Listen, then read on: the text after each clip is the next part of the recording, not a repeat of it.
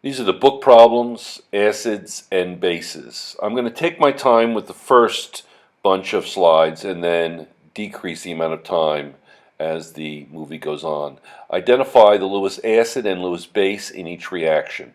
Well, the first one, the hydrogen needs to accept electrons, so that will make it an acid, and the water will donate, that will make it a base.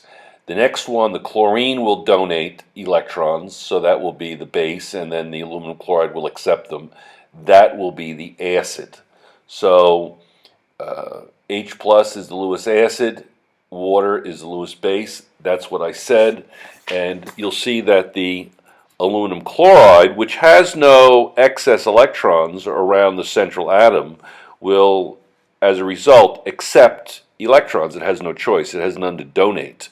So it will actually accept electrons, and the chlorine will donate its extra electron, which makes it an even pair. So that will be the Lewis base.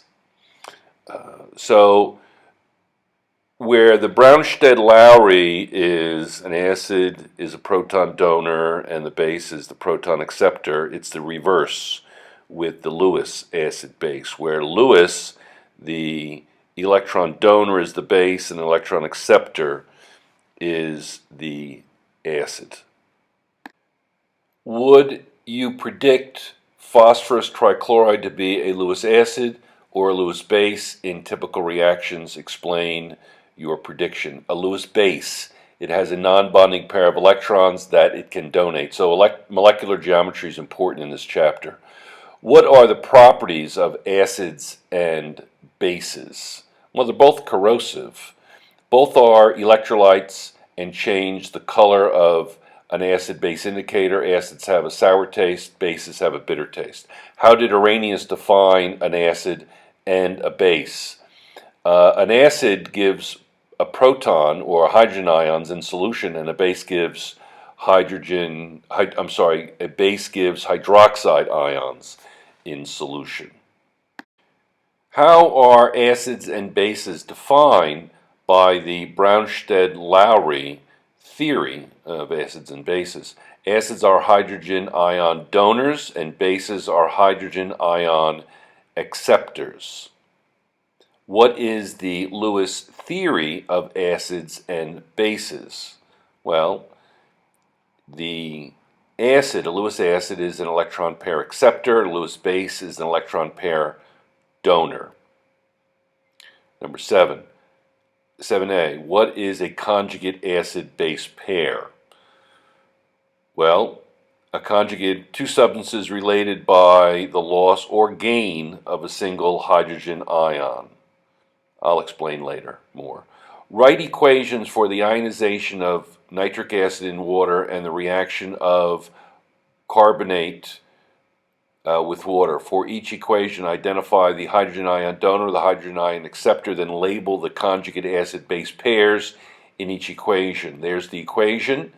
The acid is the hydrogen ion donor, and its conjugate base is the nitrate ion, -1 charge, and water is the hydrogen ion acceptor. Water is the hydrogen ion acceptor, and the hydronium ion is the conjugate acid to the hydrogen ion acceptor. Write equations for the ionization of nitric acid in water. This is the same problem. Then label. So you have carbonate plus water yields bicarbonate plus hydroxide. The carbonate is the hydrogen ion acceptor because you're getting the bicarbonate, and the conjugate acid is the bicarbonate because you're creating the bicarbonate, and then water is the hydrogen ion donor because that's giving the carbonate the hydrogen ion, and then its conjugate base is the hydroxide ion. Identify the following acids as monoprotic, diprotic, or triprotic. Explain your reasoning. Diprotic because two hydrogens, that's carbonic acid, that's diprotic, two ionizable hydrogens. Triprotic would be like phosphoric acid, for instance. That's exactly what it is. Triprotic would be three ionizable hydrogens. And then monoprotic would be hydrochloric acid, for instance. That would be monoprotic. There it is. Pyrophosphoric acid would be H4P2O7. That would be tetraprotic. And the HCl would be monoprotic, one ionizable hydrogen. And sulfuric acid is diprotic, obviously. And that's because it has two ionizable hydrogens. Let's see what's left as the plot thickens as we wait. Classify each solution as acidic, basic, or neutral. Again, what causes something to be acidic? The H ion, very small. It's going to be basic. We'll see why that's basic when we do the pH. It has to do with the exponent of the base 10. It's going to be basic. That's going to be basic. That's going to be acidic. That's going to be acidic because the pOH will be -2. It'll be basic. This will become a little clearer later on. It's kind of weird that they're doing this now. That's going to be pretty much neutral, but it will be slightly acidic. Very slightly acidic. Very slightly acidic. 1 times 10 to the -7 is neutral. That's going to be completely neutral. That's 1 times 10 to the -7. That's a pH of 7. So the pH is negative log of the H ion concentration, and the pOH is the negative log of the OH concentration. If the hydroxide ion concentration of an aqueous solution is 1 times 10 to the -3 molar, what is the H ion concentration? Is the solution acidic, basic, or neutral? Well, they have to, if you multiply the two, they have to equal 1 times 10 to the -14. Find the pH of each solution, so it would be the negative log of each solution. So that will be 4, because it's negative log of the H ion concentration, and there's the actual calculation. Now, as I said before, if I take the H ion concentration and multiply it by the OH concentration, that should equal 1 times 10 to the -14. So here is the pH equals the negative log of the H ion concentration, and that's 2.82. What are the pH values of the following solutions based on their hydrogen ion concentration? So that will be 12. So that's very basic. That would be 12. Because if it's 1, and then it's just the exponent, or negative exponent. That's 4.5 times 10 to the -2, so it would be a little less than 2, between 1 and 2, so that's 1.35. It's a pretty serious concentration. That should be H plus, by the way, that's just a typo. Calculate the H plus concentration for each solution. So pH of 5, so it would be 10 to the -5, which would be 1 times 10 to the -5. Okay, so that is actually, the way you calculate that is 10 to the x, where x is the negative pH, so it would be 10 to the negative, 10 to the negative, 10,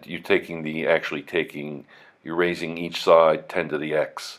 What are the hydrogen ion concentrations for solutions with the following pH values? 4. Well, be 1 times 10 to the -4 H ion concentration, because it's just the exponent when it's 1. when it's 4.0, it would be 1 times 10 to the negative 4. That would be, so it would be 10 to the negative 11.55, which is 2.8 times 10 to the negative 12 molar. Number 15, we're going through these rather quickly. Calculate the pH of each solution. So this is just very basic plug and chug stuff. So that would be the pOH would be negative log of the pOH, or you could do Kw divided by OH, and that's going to be the H ion concentration. That would be the negative log of the H ion concentration, which would be 9.63. And then this one would be, again, 1 times 10 to the negative 14 divided by that, which would be pretty acidic, actually, if you think about it. Would be pH of around 3.65. Again, if you have any problems with these, stop and see me. Very, very simple stuff. Calculate the pH of each solution. Calculate the pH of each solution. So it would be negative log of 5 times 10 to the negative 5th molar, and that's going to equal 4.30. Again, you just plug and chug.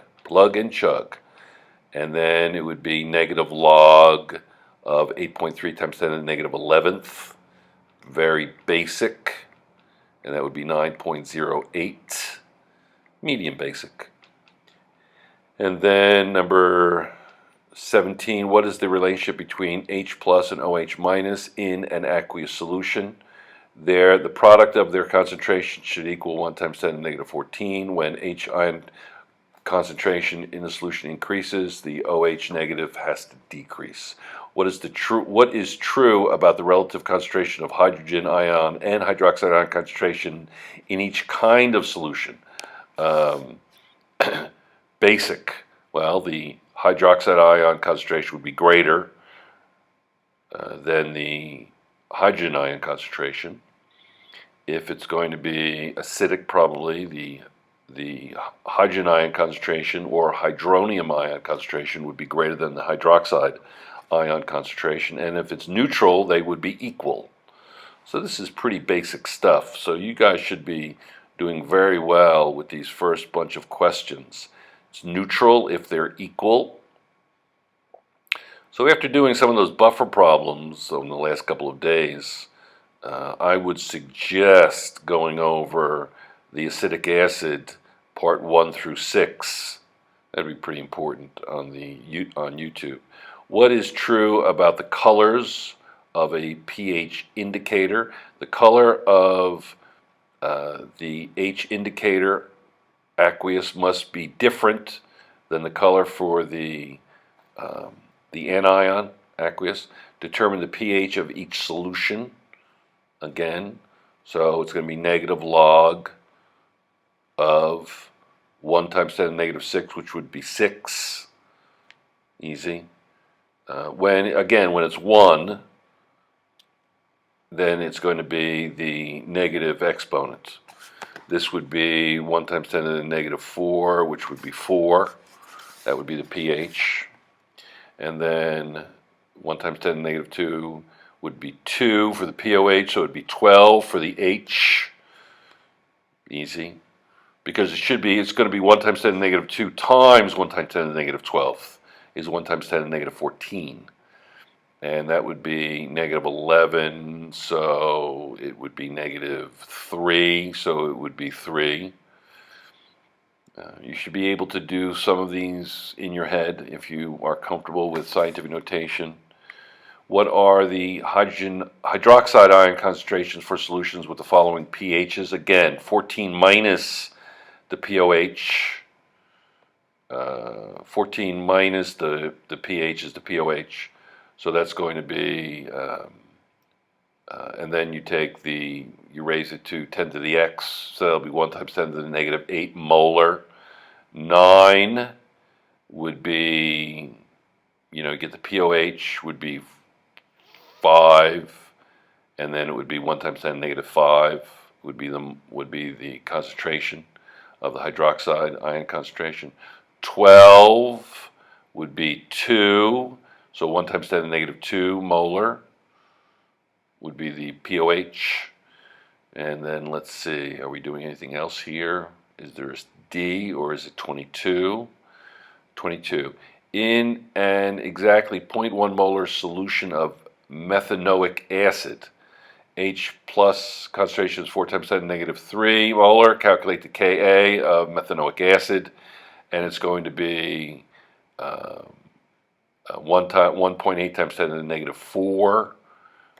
Let's stop here and explain that a little bit before we continue. So the reason this is true is because when the methanoic acid breaks down, it will break down into the H ion concentration plus the anion concentration, and they're going to be equal. They're going to break down 1 to 1, and so it will be 4.2 times 10 to the negative 3 times 4.2 times 10 to the negative 3 divided by 0.1 minus the 4.2 times 10 to the negative 3, because that's going to be the equilibrium concentration. So 0.1 minus 4.2 times 10 to the negative 3 equals 9.58 times 10 to the negative 2. So it'll be 4.2 times 10 to the negative 3 squared divided by 9.58 times 10 to the negative 2, and that's going to equal 1.8 times 10 to the negative 4. That's how you get the kind of weird numbers there. So I think we talked about that a little bit, but very basic stuff. Remember, it's the equilibrium concentration. It's not going to be the original 0.1 because some of the acid has dissociated. In an exactly 0.2 molar solution of monoprotic weak acid, the hydrogen ion concentration is 9.86 times 10 to the negative 4 molar. What is the Ka for this reaction? Well, the H ion concentration is very low, very small, so 0.2 minus 9.86 times 10 to the negative 4 is going to be basically 0.2. So it'll be 9.86 times 10 to the negative 4 squared divided by 0.2 is basically going to be the answer. If the H ion concentration is low enough, you don't really have to subtract it from the 0.2, because in terms of significant figures and precision, it's going to be the same if you subtract from it or not, if you're going to calculate it to 1 or 2 significant figures. So it really doesn't matter all that much. So whether or not they do that here, I don't know, but if your value for the H ion concentration is low enough, or if the Ka is low enough, you don't have to worry about that minus X business. It's not a big deal. So let's see what they come up with here. And that is exactly as I suspected. It's going to be 9.86 times 10 to the negative 4 squared divided by the 0.2. Compare a strong acid and a weak acid in terms of the acid dissociation constant. Strong acid will have a large value and a weak acid will have a small value. A strong acid is completely ionized in aqueous solution and has a large Ka. A weak acid is ionized only slightly in aqueous solution and has a small Ka. So it depends on the amount that's ionized. Remember, it's numerator divided by the denominator. How do you determine the Ka of a weak acid or the Kb of a weak base? Substitute the measured concentrations of all the substances present at equilibrium into the expression for Ka or Kb. Which acid in table 19.6 would you expect to have the lowest ionization constant? The smallest one. Hypochlorous acid. Very weak acid, very weak acid. Often used as a buffer system, but weak acid. Acid HX has a very small value for Ka. How do the relative amounts of H and HX compare at equilibrium? The HX is much greater than the H plus. Much greater. Write the equations for the ionization or dissociation of the following acids and bases in water. Nitric acid, which would be HNO₃, yields H plus, and then, or the hydronium ion, if you're going to include water, plus the nitrate ion, -1 charge. And then ethanoic acid, which is really acetic acid. Very annoying that they call it ethanoic acid. So it'd be the ethanoic acid plus water yields the acetate and the hydronium ion concentration. Ammonia would be ammonia plus water yields ammonium plus hydroxide. What else? I think that might be it for 28. Oh, magnesium hydroxide. So it would be magnesium hydroxide, and what? It would yield, sort of has water in already, it would yield magnesium plus 2 and 2 hydroxides. Compare the terms strong, weak, and concentrated dilute as they pertain to acids and bases. Strong acids and bases are completely ionized in aqueous solution. Weak acids and bases ionize only slightly in aqueous solution. Concentrated acid or base solutions contain large amounts, high concentrations of acid or base. Dilute acid or base solutions contain small amounts, low concentrations of acid or base. These early fundamentals are very important, and you'll be able to appreciate them much greater as the material becomes more complex. How many moles of potassium hydroxide are needed to completely neutralize 1.56 moles of phosphoric acid? Well, phosphoric acid is H3PO4. So, how many moles are you going to need? Well, you're going to need 3 times the amount, because you're going to have 1.56 moles of phosphoric acid, which is really, you need 3 times that amount of potassium hydroxide because it's triprotic. So multiplied by 3. How many moles of sodium hydroxide are required to neutralize 0.2 moles of nitric acid? Well, it's going to be 0.2 moles because it's 1-to-1. Easy peasy, because it's 1-to-1. Acid 1-to-1 moles of each. So you're going to need 0.2 moles of sodium hydroxide. The idea of equivalence is very important here. How many milliliters of 0.45 molar HCl will neutralize 25 milliliters of 1 molar potassium hydroxide? Set up a ratio and proportion, and solve for X, 0.025 moles. 0.025 moles. Remember, it's 1-to-1. And then you say, well, set up a new relationship, 0.025 moles over X, solve for X, 56 milliliters. 56 milliliters. 33. What is the molarity of phosphoric acid if 15 milliliters is completely neutralized by 38.5 milliliters of 0.15 molar NaOH? Let's take our time with this one and see if we can come to a better understanding of what it is that is going on.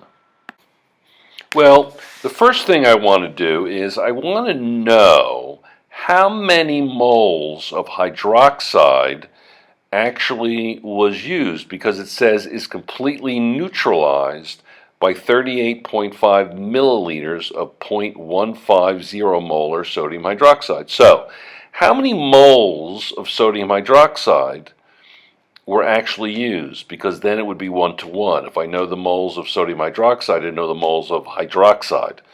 So then I know that, well, wait a second.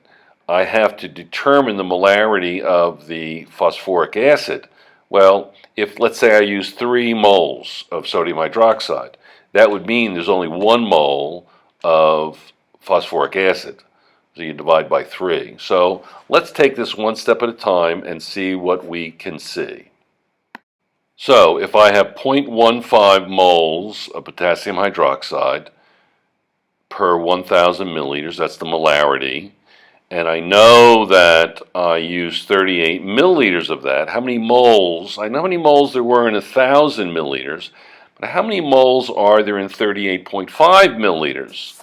Now, so I simply set up a proportional relationship, and I will figure out, think about this, I'll figure out how many moles I actually used. How many moles I actually used. So cross multiply and divide, and I come up with 0.0058 moles. Well, that's the amount of moles that neutralize the phosphoric acid. But I didn't have that much phosphoric acid, because if you divide that number by 3, that's how many moles of phosphoric acid I have. Now I know how many moles of phosphoric acid I had. Divide by 3, so it's 0.00193 moles. So I had that many moles per 15 milliliters. Well, if I have that many moles per 15 milliliters, how many moles do I have per 1,000 milliliters? And that will be my molarity. So now I set up another problem, and I say, right, I say 0.00193 divided by 15 equals x over 1,000. Now I'm going to solve that proportional relationship for x, and I will wind up with a number of moles. That number of moles will be over 1,000, so that number of moles will be the same as the equivalent of the molarity. So whatever you get for moles, you can call it the molarity of that solution. So I'll wait for you to finish. Oh, there it is. Well done. 0.129 molar. That's the molarity of the solution of the starting phosphoric acid. What are the products of a reaction between an acid and a base?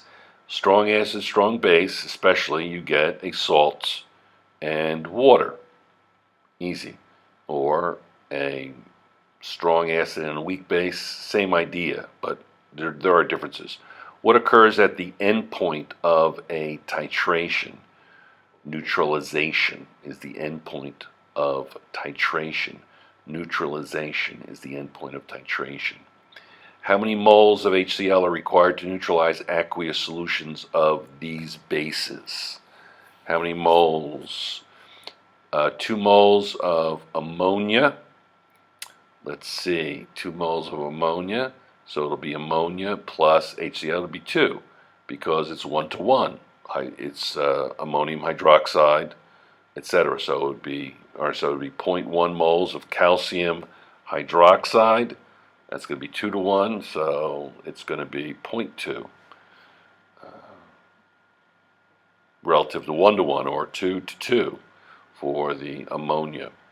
Write complete balanced equations for the following acid-base reactions. So you're just balancing these. So the first one is going to be 2 potassium hydroxide and 2 HOH. And I'll let you do these and see how you do. See how you do. The first one's pretty easy.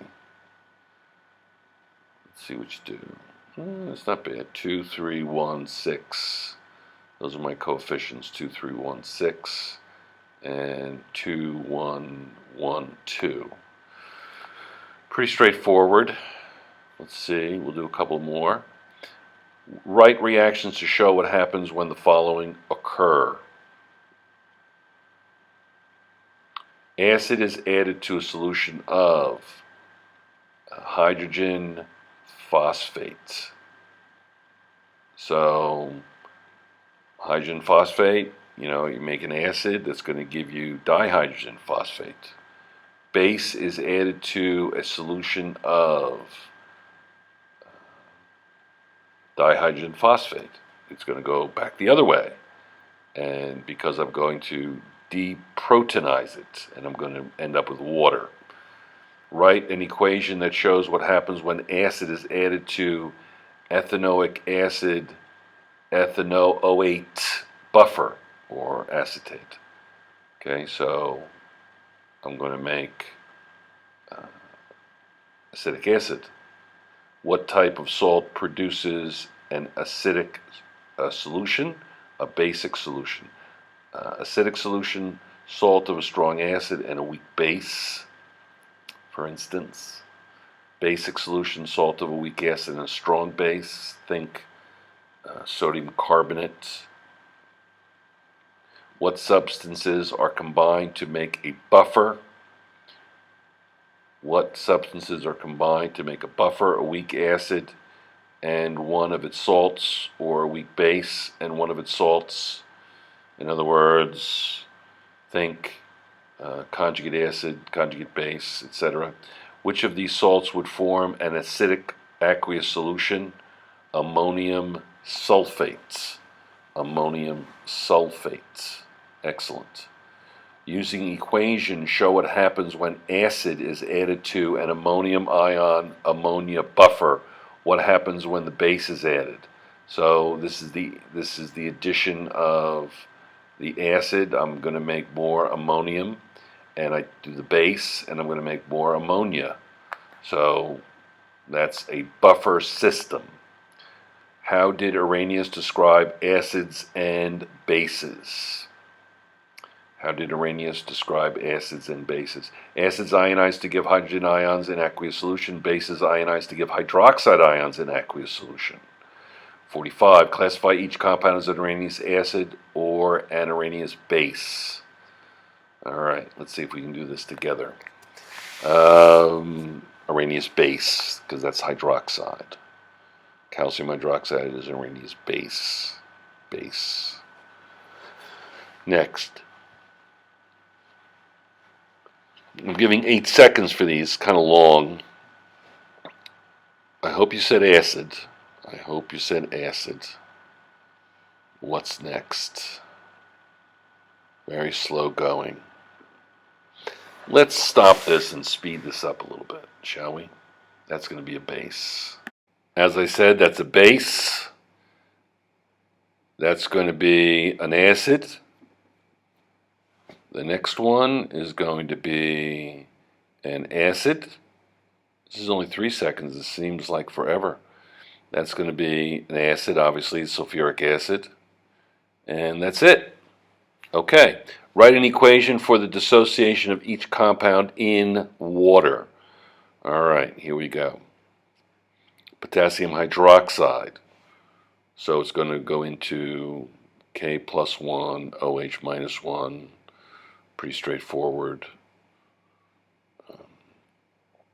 And then it will be magnesium hydroxide is going to go to magnesium plus 2 and 2OH minus. And then you'll go to, number 47, write balanced equations for the reactions of each metal with water. So lithium plus water yields lithium hydroxide plus hydrogen gas. Let's see if that's correct. Yep, lithium plus water yields lithium hydroxide plus hydrogen gas. What's next? Barium. Barium plus water is going to yield barium hydroxide plus hydrogen gas. Not a big deal. Identify each reactant in the following equations as a hydrogen ion donor acid or a hydrogen ion. So the acid will be a red oval and the base will be a blue oval. It's only going to be 3 seconds for each. Let's get going. Okay. That's going to be an acid. That's going to be a base. And then the next one, you're going to have an acid, then a base again. That's the ethanoic acid and the base. And then, let's see, base and then acid. That's the base. Water's the acid. And then acid and base. And that's it. Make sure you can do this as quickly, try to predict things. Label the conjugate acid-base pairs in each equation in problem 48. All right, So which one's going to be the conjugate acid-base pairs? Okay, here we go. A, you have nitric acid and water, so it'll be the nitric acid with the nitrate and the water with the ammonium. The acidic acid and the acetate and the water and the hydronium. Okay. And then the ammonia and the ammonium and the water and the hydroxide. They're easily related. And then letter D would be the water and the hydroxide and the acetate and the acidic acid. Easy peasy. Okay, I'm going to do one more and then I'm going to quit. I'm half done and I'll finish it in the morning. What is a Lewis acid, a Lewis base? In what sense is the Lewis theory more general than the Arrhenius-Brønsted theories? A Lewis acid accepts a pair of electrons to form a covalent bond. Very big. Lewis base donates a pair of electrons to form a covalent bond. The Lewis theory explains the behavior of compounds that act like bases without accepting hydrogen ions, or that act like acids without donating hydrogen ions. Very interesting, very different from a Brønsted-Lowry or Arrhenius acid and base theory. Write an equation showing the ionization of water. Well, water ionizes to plus H, or the hydronium ion, and hydroxide.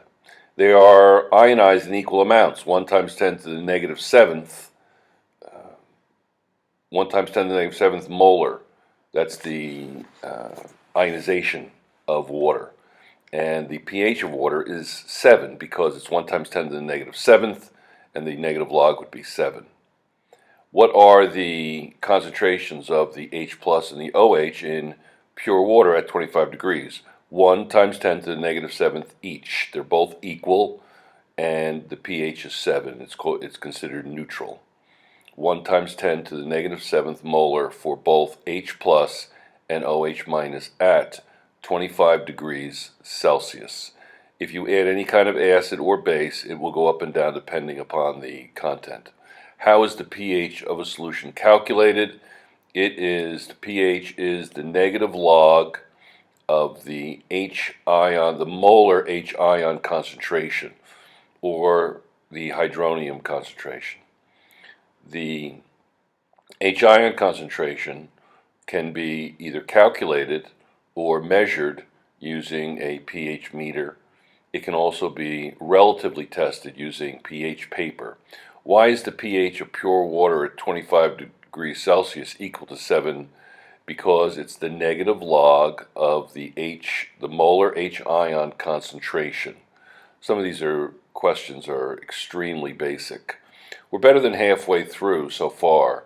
I should have changed the timing on some of these problems, but it's relatively straightforward.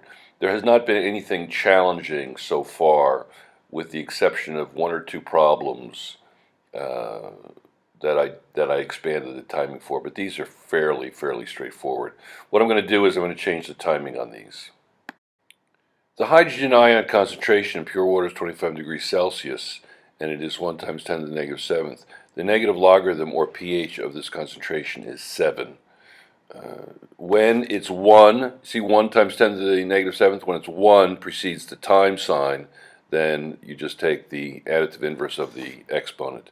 Calculate the pH for the following solutions and indicate whether each solution is acidic or basic. Again, they're all going to be 1 times 10 to whatever. So if it's 1, then you can take the negative of the exponent. So that'll be 2. They'll have a pH of 2. See here it says 1. So if that's a 1, then you can just say 2, the additive inverse of the exponent, or the negative of the exponent. So the next ones are going to be quick. So that one is 2, and then that's going to be 2. Actually, it'll be 12, because it'll be 2, and then 14 minus 2 is 12. That'll be 8 14 minus 8 is 6. So it'll be 6. And you can see that that's going to be acidic. Okay, what are the hydroxide ion concentrations for the solution of the following? All right, so that's a 4. So that will be 14 minus 4 is 10. And then it'll be 10 will be the one. I mean, it'll be 10 will be the POH, but they're not asking for the POH. They're just asking for the other. So this will be 8. So 14 minus 8 is 6. So it'll be 1 times 10 to the negative 6. And then you'll have 12. 14 minus 12 is 2. 1 times 10 to the negative 2. And then you'll have, let's see, calculate the pH or the H ion concentration for each solution. So you'll simply say negative log on your calculator, put that in, and you get 5.62. Put in 10 to the x, and then put in 13.2, and then that'll be the negative 13.2, and then hit equals, and that will be your value. Identify each compound as a strong or weak acid or base. Strong base because of the OH. Very strong base. Sodium hydroxide dissociates completely. That's why it's strong. It's a base because of the OH. HCl is a very strong acid. Dissociates completely, and the H plus will make it an acid. So it's a strong dissociation acid because of the H. What's next? Ammonia is a classical weak base. Ammonia is a classical weak base. Got some kind of thing buzzing inside. Be right back. That will be sulfuric acid, and that'll be a strong acid. Strong acid, sulfuric acid, very strong. Very dangerous too. It can cause severe burns, just the fumes of it can. Would a strong acid have a large or a small Ka? Well, the larger the Ka, the stronger the acid. A strong acid is completely dissociated. A Ka must be very large. And why is that? Well, we'll look a little bit later.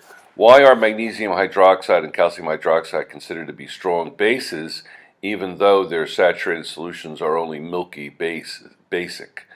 They have high Kb values. Their concentration is saturated solution. In saturated solution is low because of their low solubility. Next, write the expression for Ka for each acid. Assume only one hydrogen is ionized. HF, it will be H plus times F minus divided by HF. The molar concentrations of each will be the Ka. So you can see that if it's completely dissociated, the numerator is very large, so the Ka would be large. That's a weak acid. Again, it's only one, so that's all very self-evident. I'm not going to read it to you. So the reason the Ka is large or small is because it's mathematically large or small. Write a general word equation for a neutralization reaction. Acid plus base yields a salt plus water. So it could be a weak base or weak acid. The salt would be either neutral, acidic, or basic. Identify the products and write balanced equations for each neutralization reaction. That's going to be water and potassium nitrate. That's going to be a neutral salt because two strong acids make a neutral salt. That's going to be a calcium chloride and water, considered to be a neutral salt. That's another way of determining whether or not it's a strong base, is to find out whether or not the salt is acidic or basic. That's going to be another neutral salt. That's sodium sulfate plus water. And then 64, moving right along here. We're only going to 99, so This is going rather quickly. What is characteristic of the endpoint of a titration? Always remember, endpoint of titration is neutralization, and the indicator color changes. The indicator color changes. What is the molarity of sodium hydroxide if 20 milliliters of a solution is neutralized by each of the following 1 molar solutions? 28 milliliters of HCl. 28 milliliters of HCl would be 1.4 molar. Work it out. Again, ask me questions. I'll be there a little bit, I'll be there during lunch, and you can come up and ask me questions. 17.4 milliliters of phosphoric acid, 2.61 molar. Very straightforward. What else? What kinds of salts hydrolyze water? What kind of salts hydrolyze water? Salts with a cation from a weak base and an anion from a strong acid, or with a cation from a strong base and an anion from a weak acid. So, for instance, sodium carbonate is the salt of a weak acid, so it's going to be basic.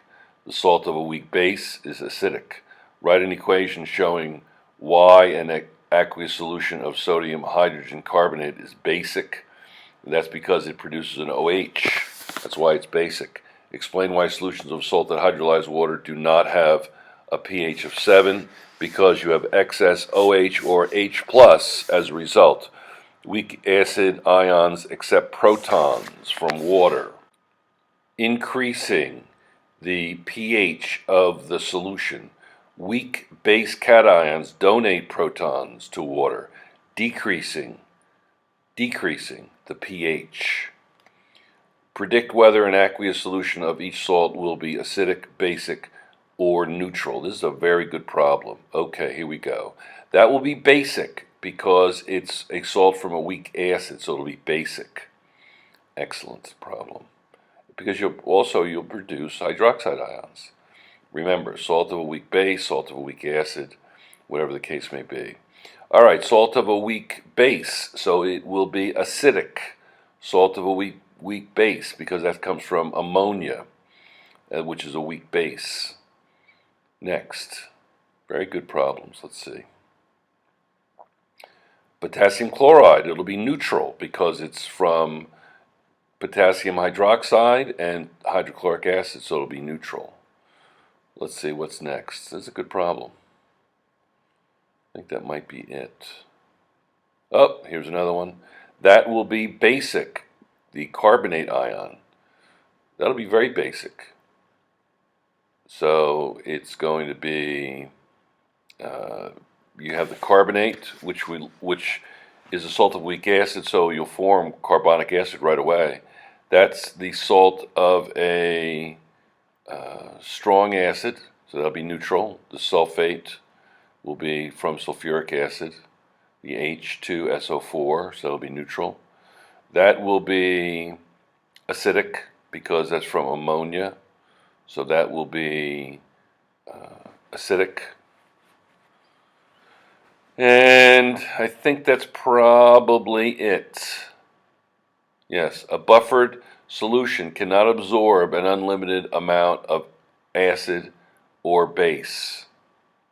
Eventually, the buffer capacity of the buffer is exceeded and the pH will change significantly with the addition of stronger acid or base.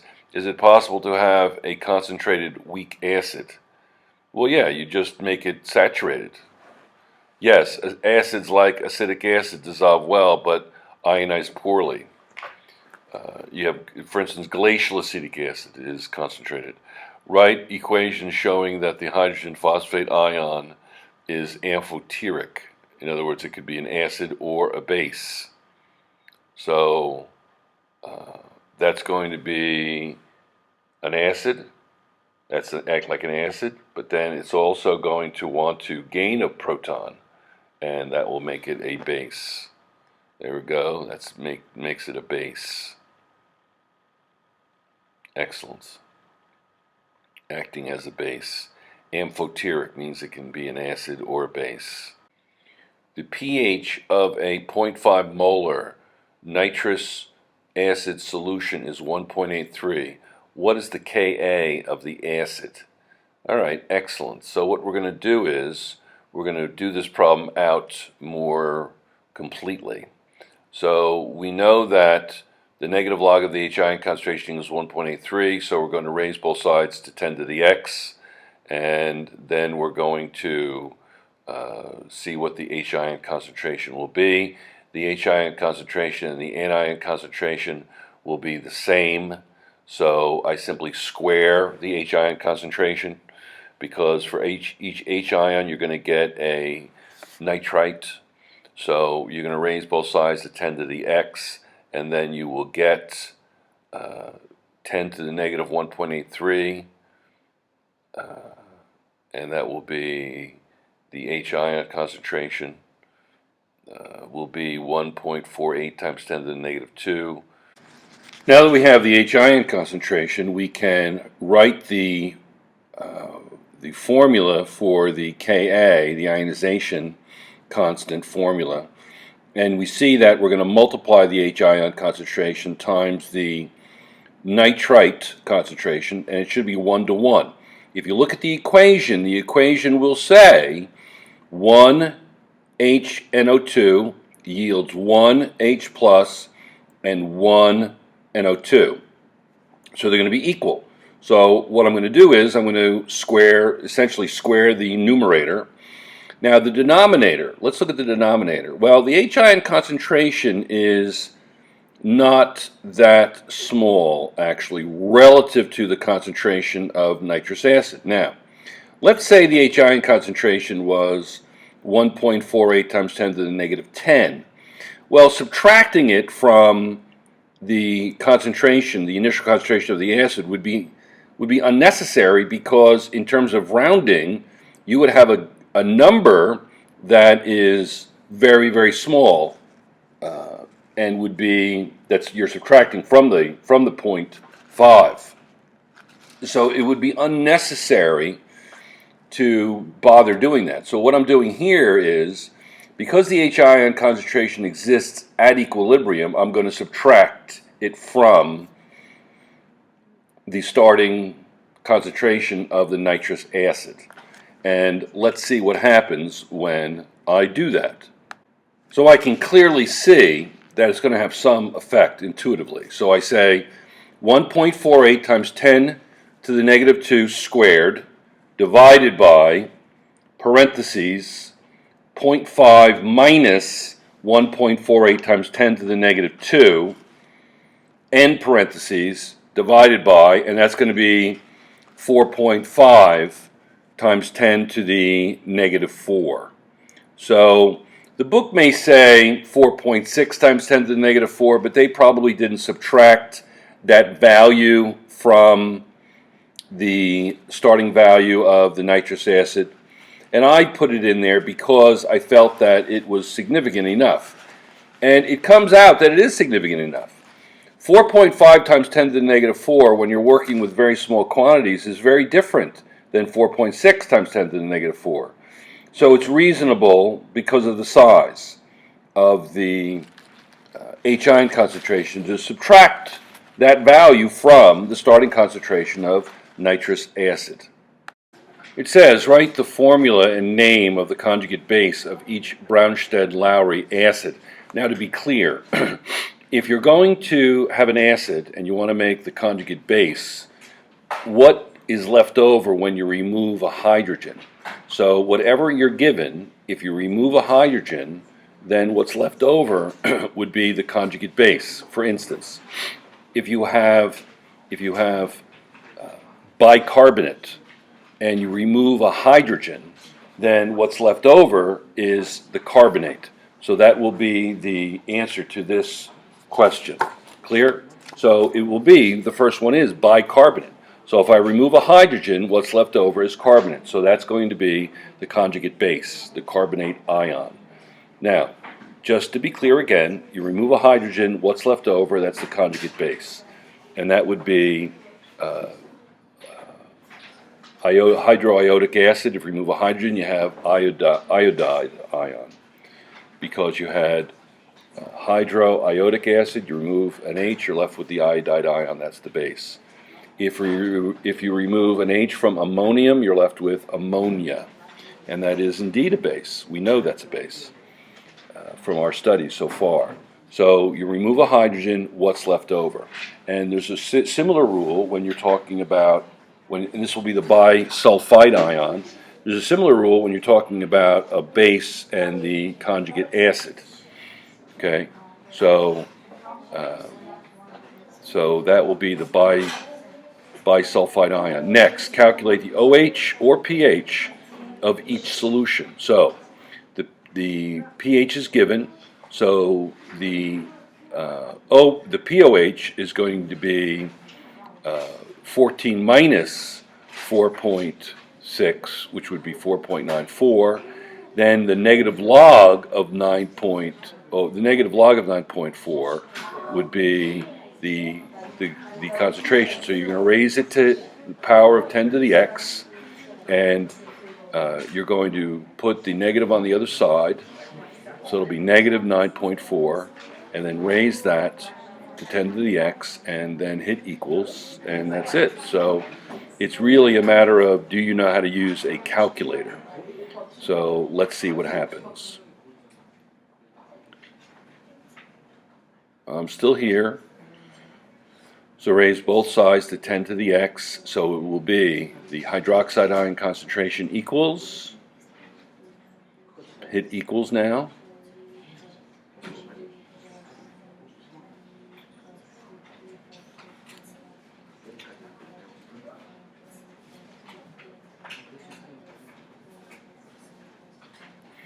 four times 10 to the negative 10th. So that's going to be the hydroxide ion concentration. Now you want to do the pH. I'm going to let this play and see if you can do it before the answer is shown.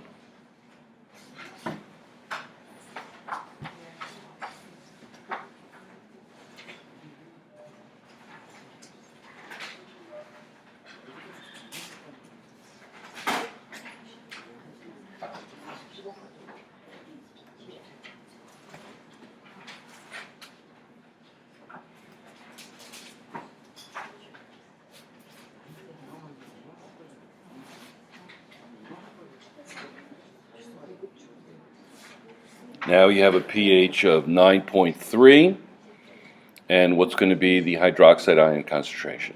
We're going to go through the same steps we did in A. See if you can do it.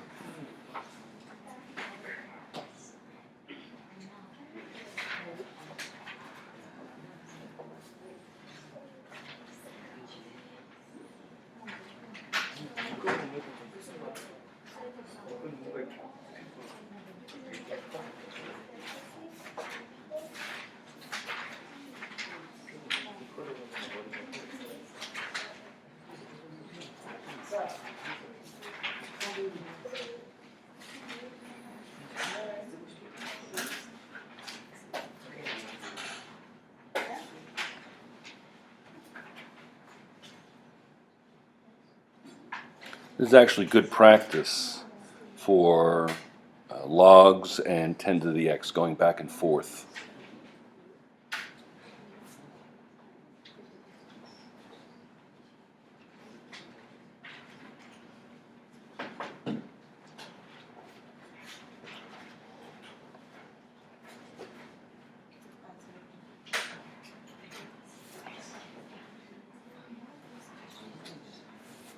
And 2 times 10 to the negative 5th molar.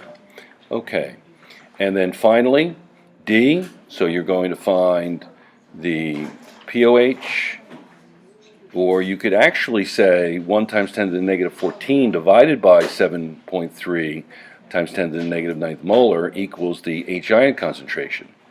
And then you could say the negative log of the H ion concentration.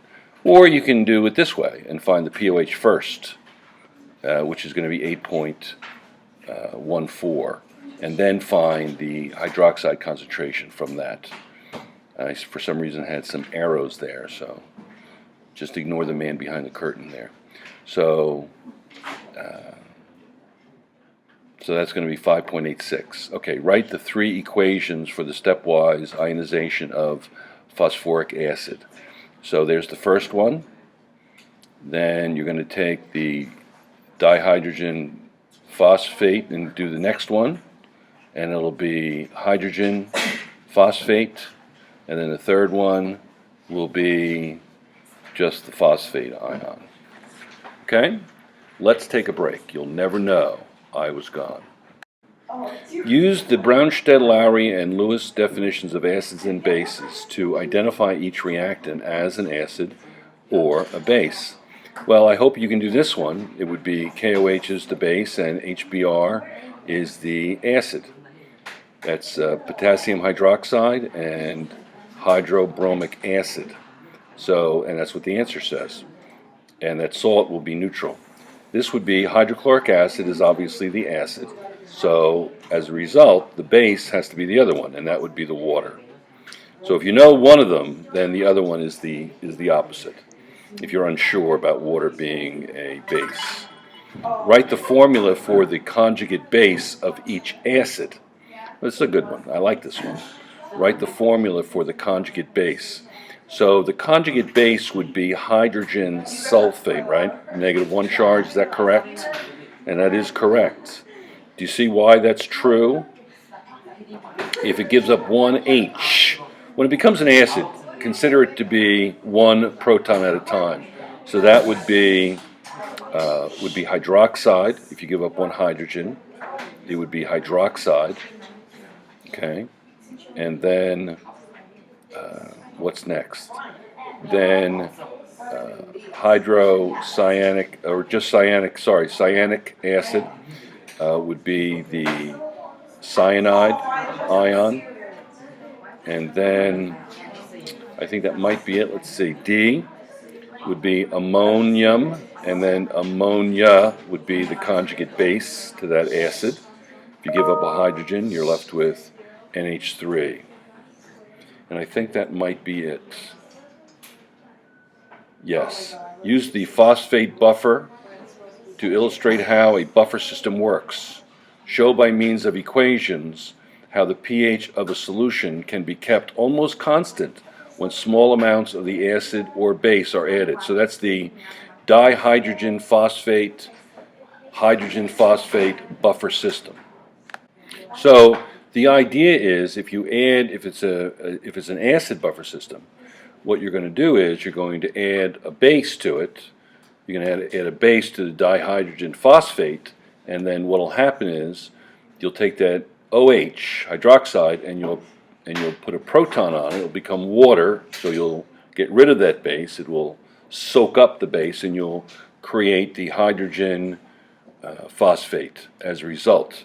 So that's why it's a buffer system, because if you add, it's a weak acid, and if you add, so it's not going to be very acidic, so if you add hydroxide to it, or through sodium hydroxide, whatever, you get rid of it, you decrease it. And the equation would be here. It would be the addition of hydroxide would produce water and hydrogen phosphate. Write an equation for the reaction of each antacid with hydrochloric acid. So an antacid is actually a base. It's a salt of a weak acid. So if I have magnesium hydroxide, that's the antacid, and I would produce magnesium chloride plus water. Remember, it's not necessarily a weak base, magnesium hydroxide. It's kind of a little bit of a conundrum there, but anyway. So that, and then the calcium carbonate would produce water, carbon dioxide, and calcium chloride, because the carbonic acid is a weak acid and will break down to the corresponding acid anhydride and water. Aluminum hydroxide will break down to aluminum chloride and water. So that's actually what happens with, but it's a little more complicated than that because it is a buffer system. How would the equilibrium between hydrochlorous acid and hydrochloride ion be affected by the addition of each hydrochloric acid? So this is a buffer system, hypochlorite and hypochlorous acid, and it would shift to the left if you're adding HCl. it would shift to the left. If you're adding NaOH, it's going to add hydroxide, so you're going to shift it to the right. You're going to shift it to the right. And that's about it. I think there's only two of them. Let's see if there's a C here. This is based on Le Chatelier's principle. The following data were collected from the titration of 50 milliliters of ethanoic acid, acetic acid. Remember, acetic acid I prefer to call ethanoic acid acetic acid, and you'll see that later in the tape. Now, or if you didn't see it on the lecture. So let's look at let's take some time to look at the data. I'm increasing the volume by approximately anywhere from 15 to 9 to 1. I'm increasing the volume slowly as I get up near the end point here. And look at the pH changes, okay. The volume of NaOH, all right, very good. And the changes in pH. So now what I'm going to do is I'm going to graph this data. Okay, I'm going to graph this data, and we'll see what the graph looks like on the next slide. Always examine data before you graph it. Okay, now look at this. You see, when all of a sudden it went vertical. In other words, it was an instant change. So let's look at the straight portion of the line. You're kind of eyeballing this based on the graph. You're not necessarily doing calculations. So those are the straight line portions. Now take the midway of the straight line portion, and that's what it's going to be. So now read the left axis. So it's going to be 8.8, 8.9, 8.7, and it would be 8.8. Approximating the titration endpoint would be the middle of that vertical portion of the graph. And so when approximating the titration endpoint, you take the high and low of the completely vertical portion of it, and so in other words, you're going to find the vertical portion of the curve, and then you're going to estimate the upper and lower limits of the vertical line, and then what you're going to do is you're going to find the midpoint, find the average of the limits, okay, and same thing, and then you're going to read the y-axis for the endpoint of the titration. So to review A and the problem, it says, what is the pH at the endpoint of this titration? Well, we came up with 8.8, and the book says 8.73. A little tough to read that closely on a scale that's very, very cloudy. B is use figure 1912 to identify one or more indicators that could be used to determine the endpoint in this titration. So which ones would we use? Well, we said 8.8. So phenolphthalein would definitely be used, and the book says phenol red. That might be used, but it may not work. Okay, write an equation to show that an aqueous solution of sodium ethanoate will be basic, ethanoate. So that is going to cause the sodium acetate is going to cause the water to give up a hydrogen to form acetic acid, because acetic acid is a weak acid, so it wants to form. So then you'll be stuck with the hydroxide ion as a result of that, which would make the solution basic, and we'll see more about that a little bit later. Okay, it says arrange these solutions in order of decreasing acidity. So you want the most acidic. So HCl looks like the most acidic. Ammonium chloride is acidic, but has a weak acid, so that would probably be next. Then sodium acetate would be next, and then sodium hydroxide. So B, C, D, A, I think. Is that right? What do you guys think? B, so that would be the most, hydrochloric acid. And then the most basic would be least. B, C, D. Yeah, that's right, B, C, D, A. So make sure that that makes sense to you. That looks correct to me. B, C, D, A. Next. The graph shows the number of millimoles, m mole of water formed by the drop-by-drop addition of 1 molar HCl to a 25 milliliter sample of NaOH of unknown concentration. Write an equation for the reaction. So that's pretty easy. And then it comes out to be about 18 millimoles of water. So that's 18 millimoles of water, or 0.018 moles of water. Now we want to figure out what the molarity is of the NaOH, estimate the concentration. Remember, there's going to be an estimation based on our reading of the graph. So now, what do we do next? Well, we know that the equation is going to be NaOH plus HCl yields NaCl plus H2O, and that the mole ratios among the products and reactants is going to be 1 to 1 to 1 to 1. So, if we know that there's 0.018 moles of water, there's going to be 0.018 moles of everything.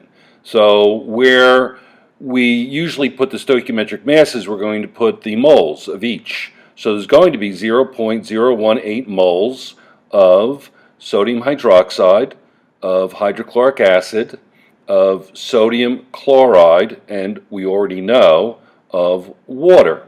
So that's what we're going to do. We're going to put the number of moles above each of the compounds. And now we have to estimate, well, what is the molarity of the sodium hydroxide? What is it? So let's look at the next part of it. Well, I know that when I titrated, I had 0.018 moles per 25 milliliters, and that's going to translate to 0.72 moles, and that's my estimation, 0.72 molar. Their estimation is going to be, hold it, 0.75 molar. Let's review this right now just for a moment.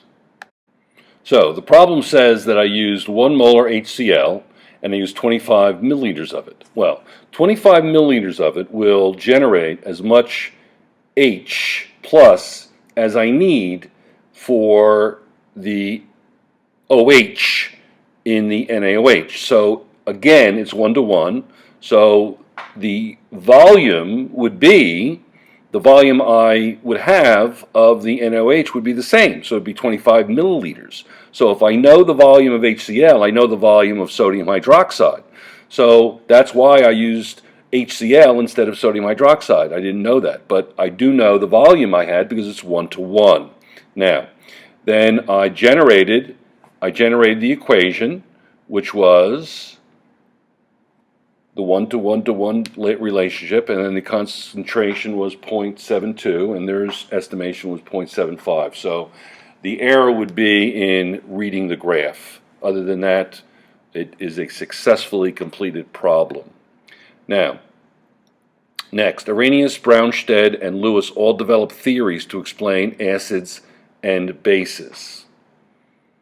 So what? Which theory is easiest for you to understand? Personally, I like the Arrhenius theory.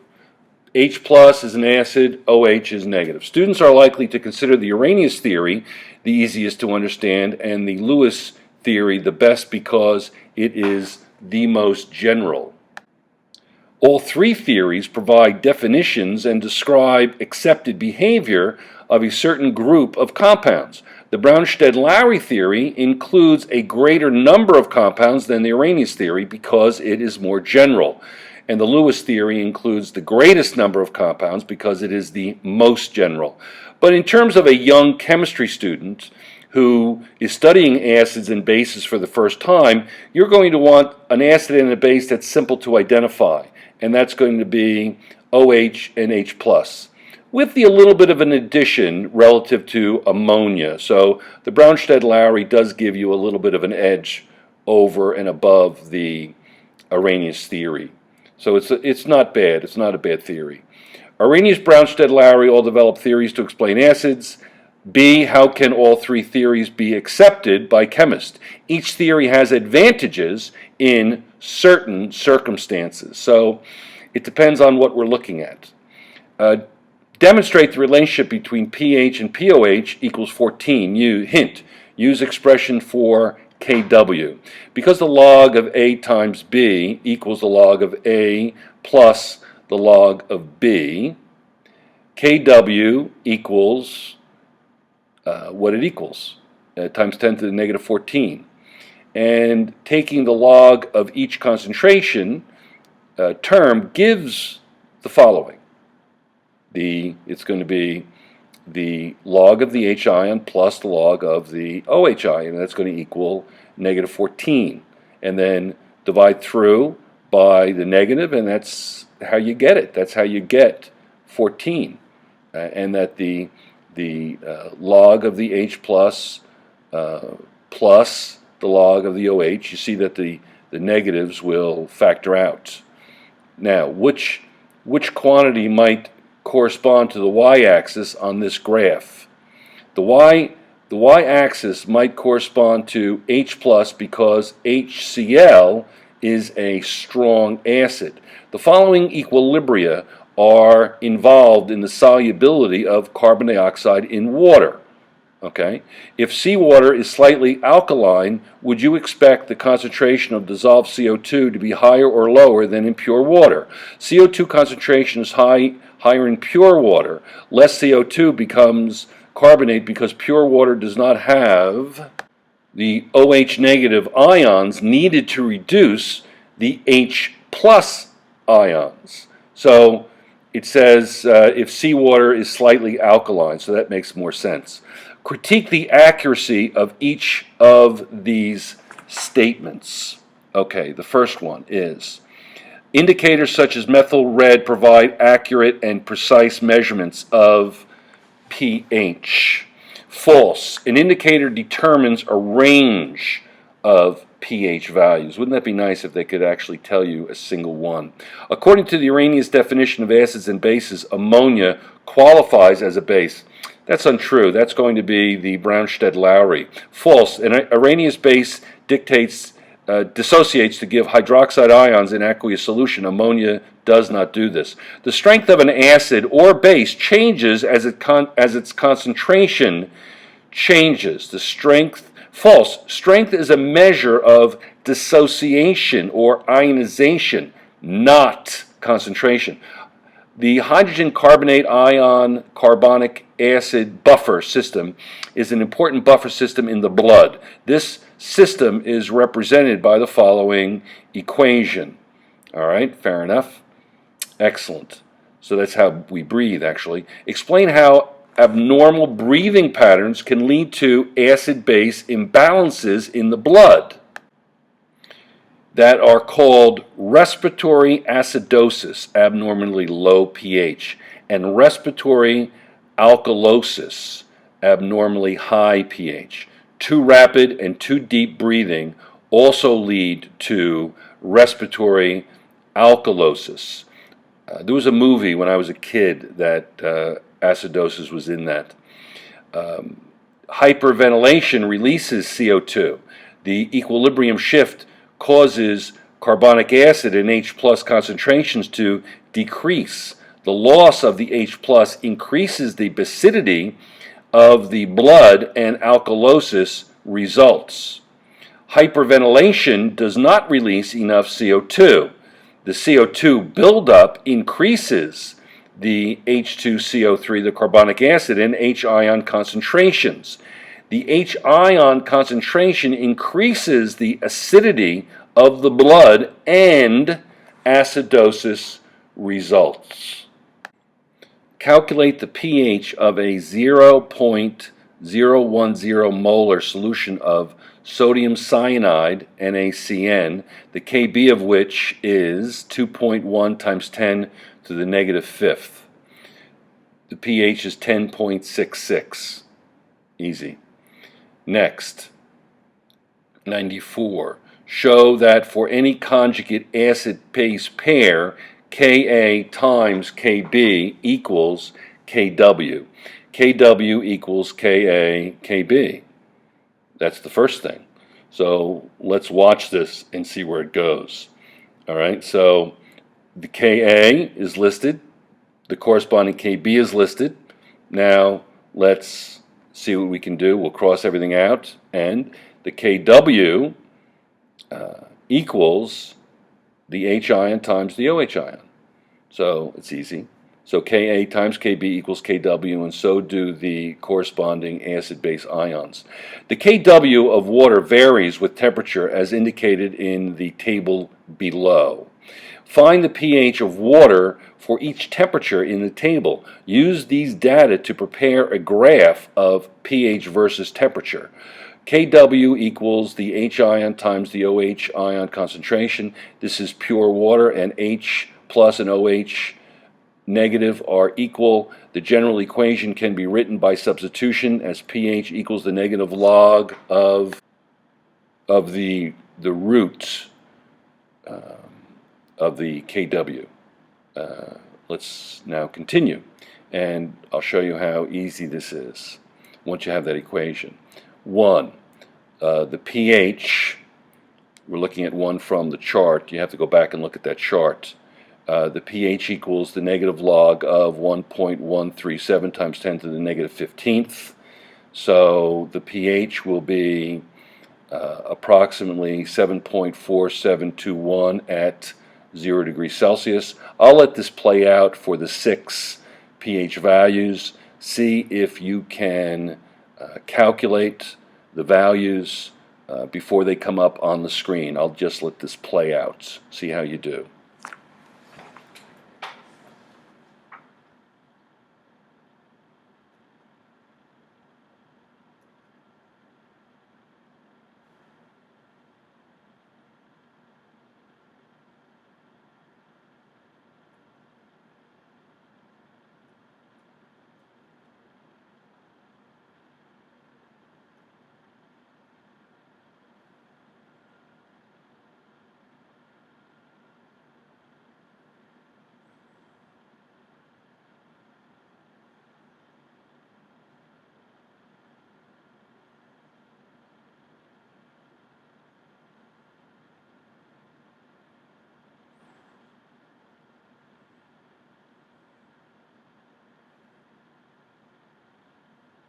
Two left. We've got to do, I think, 5 and 6. I think we had 6 total that we have to do.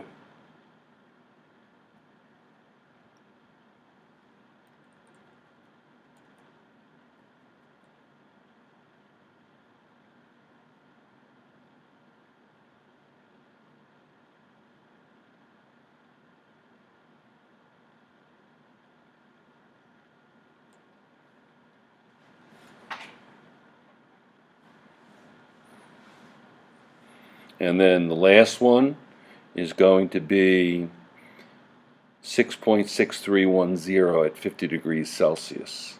So you see the effective temperature has on pH. Okay, and there are the values for A. Now what we have to do is we have to graph the data. So using your graph, estimate the pH of water at 5 degrees Celsius. So I made the graph in Excel. There's the graph, and the first one is going to be 5 degrees Celsius. There's 5 degrees Celsius. It hits the graph there. And then what's the y-axis say? Wait for it. The y-axis says it's there where the red dot is, and that is going to be 7.4. That's my estimation. The book may be a little different.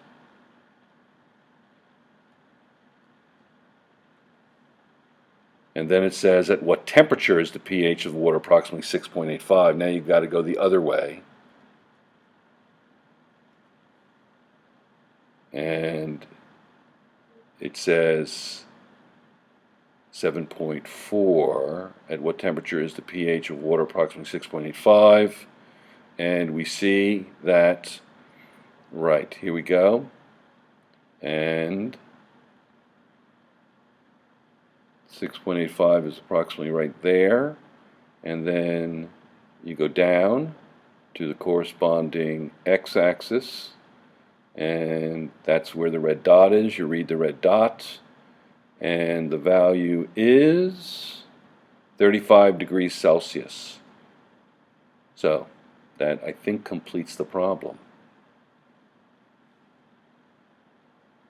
Let's see what happens. 96. Use the cyanide buffer to illustrate how a buffer system works. Show by means of equations how the pH of a solution can be kept almost constant when small amounts of acid or base are added. There's the buffer equation. There is the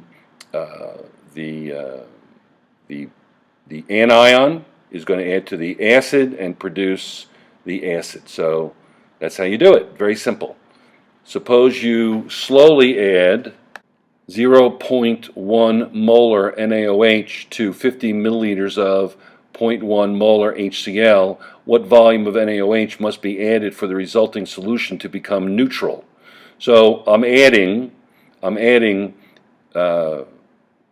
milliliters of 0.1 molar HCl. The pH equals 7 when the H ion concentration equals the OH ion concentration. Because HCl is a strong acid that supplies 1 hydrogen per formula unit, and sodium hydroxide is a strong base that supplies 1 hydroxide ion per formula unit, the concentration of the H ion equals the concentration of the OH ion when equal volumes of solutions of the same molarity are combined. So if it weren't 1-to-1, then you'd have to worry about something called equivalence, which is not something that we spent a lot of time on in this unit. It says, what is the molarity of sulfuric acid solution if 80 milliliters of the solution reacts completely with 0.424 grams of sodium carbonate? Okay, here is the reaction. 98 grams of sulfuric acid and 106 sodium carbonate. Those are the stoichiometric masses. I have 0.424 grams of sodium carbonate, and I need to find out the molarity of the sulfuric acid. So the first thing I'm going to do is I'm going to find the mass of sulfuric acid. That's my constant ratio, 106 over 98, sodium carbonate over sulfuric acid. I feel like I'm doing a game play-by-play here. And then 0.424 grams over X. I have to solve for X. Now, I solve for X and I find that it's 0.392 grams of sulfuric acid per 80 milliliters of sulfuric acid solution. Now I'm going to change the mass of 0.392 grams of sulfuric acid to moles, and then set that equal to X over 80 milliliters of sulfuric acid solution, and I'm going to be able to find the molarity of the solution. So let's continue. Now, we have, that is going to be a representative essentially of the molarity, but I've got to change things around. I've got to change the numerator and the denominator. The moles of sulfuric acid, that 0.392 grams of sulfuric acid represent, is going to be essentially 0.392 divided by 98 grams per mole, and that's going to be 0.004 moles of sulfuric acid in a solution of 80 milliliters. So 0.004 moles over 80 milliliters equals X over 1,000 milliliters. 0.392 grams of sulfuric acid over 80 milliliters of sulfuric acid solution. So it's going to be 0.004 divided by 80 equals X over 1,000. X is going to equal 0.05 moles. 0.05 moles. So the molarity of the solution is 0.05 molar solution of sulfuric acid. Household bleach is a solution of sodium hypochlorite. It is considered a hazardous solution because it is basic and because it contains the active bleaching ingredient, hypochlorite.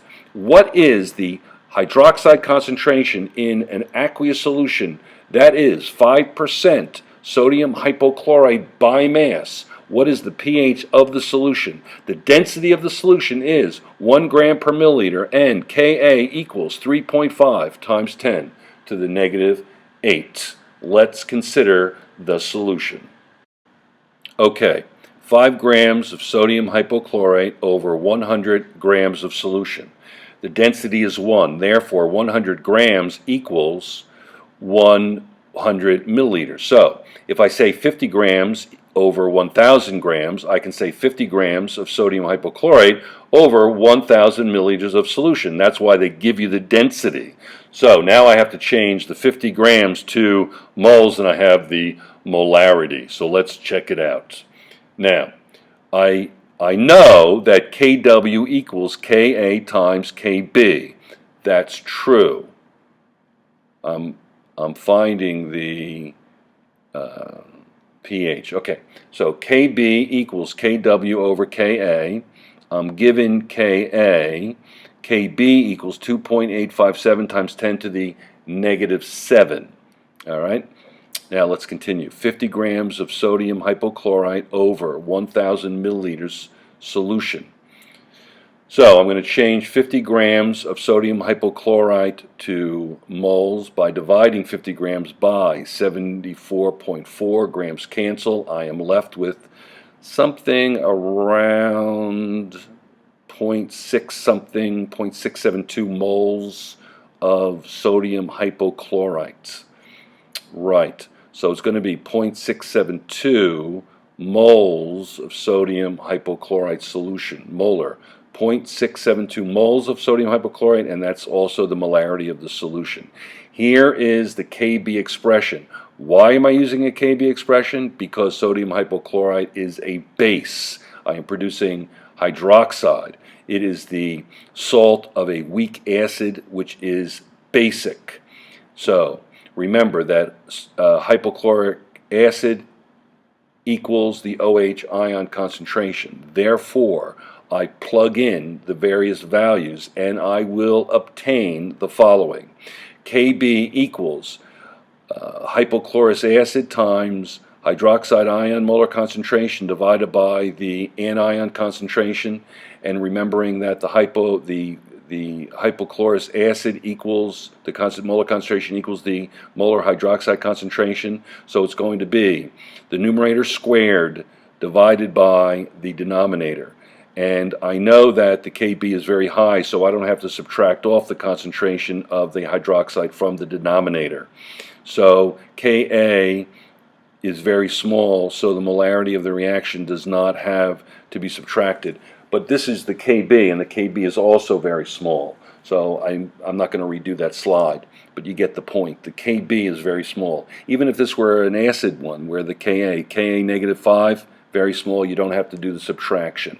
So it's going to be 2.857 times 10 to the negative 7th times 0.72, and then the value, take the square root, and it's 4.4 times 10 to the negative 4 molar, and that's going to be if you take the negative log of that quantity, that's going to be the pOH, and then subtract that from 14, and that's the pH. So that's going to be the negative log of 4.4 times 10 to the negative 4, and that's going to be 3.36. 3.36.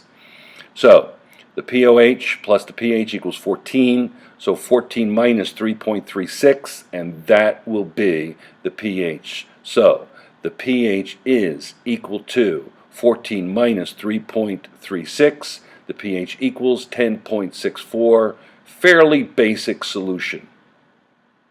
I think that might actually end it. So the pH equals, that's just a kind of a review, that's what the book says, so I'm pretty close.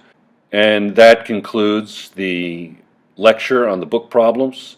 Good luck on Thursday's tests. Hope you had a chance to look at this. Have a good day, and goodbye.